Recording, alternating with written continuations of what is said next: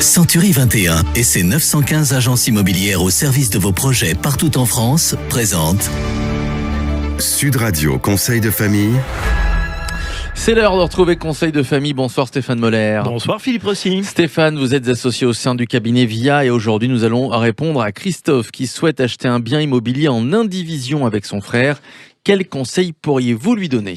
Eh bien, l'indivision immobilière est un schéma et un montage juridique particulièrement simple et intéressant pour celui qui souhaite investir dans un bien immobilier avec une ou plusieurs personnes.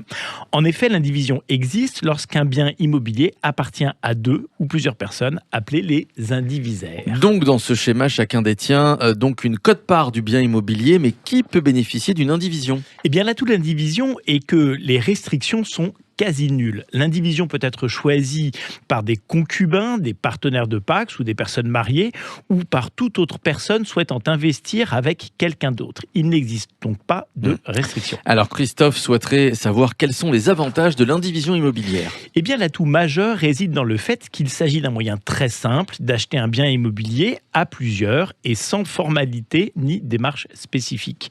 En général, l'indivision est souvent choisie par exemple par les couples mariés en régime de séparation qui souhaitent acheter leur résidence principale ou alors des copains qui veulent acheter une maison de vacances, des frères, des sœurs.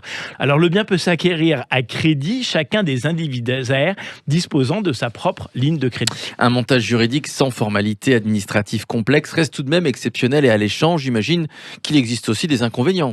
Et oui, naturellement. Alors certes, tout paraît assez simple, surtout lorsque les indivisaires s'entendent bien, mais cela n'est évidemment pas toujours le cas et des désaccords peuvent subvenir.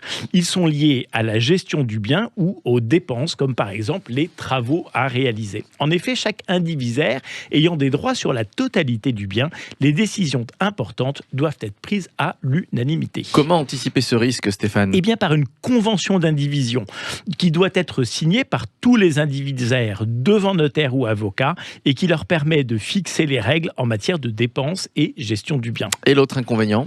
Eh bien, chaque indivisaire est solidairement engagé financièrement dans l'acquisition du bien pour tous les autres, ce qui signifie qu'ils sont tous solidaires du paiement des impôts, des taxes, des charges. C'est à eux ensuite de répartir la charge de ces frais selon la quote-part qu'ils ont décidé d'appliquer, souvent au prorata des parts de détention. Oui, surtout si le bien n'est pas partagé de manière équitable. Alors est-il possible de sortir de l'indivision ? Oui, en cas de mauvaise entente, un membre peut vendre sa quote-part, sachant que les autres indivisaires ont un droit de préemption sur cette part. Attention aussi aux conséquences d'une succession sur une indivision. Mais de tout ça, on en parlera ultérieurement. Oui, et de la SCI, qui est aussi un autre moyen pour investir à plusieurs. Toujours très clair avec vous, Stéphane. Merci. Si, comme Christophe, vous avez des questions, vous pouvez prendre contact avec les équipes de VIA. Conseil de famille à retrouver en podcast sur sudradio.fr. Et puis vos questions sur le site de Conseil de famille, conseil avec un s-de-famille.com. C'était Sud Radio Conseil de famille. avec Century 21 et ses 915 agences immobilières au service de vos projets partout en France.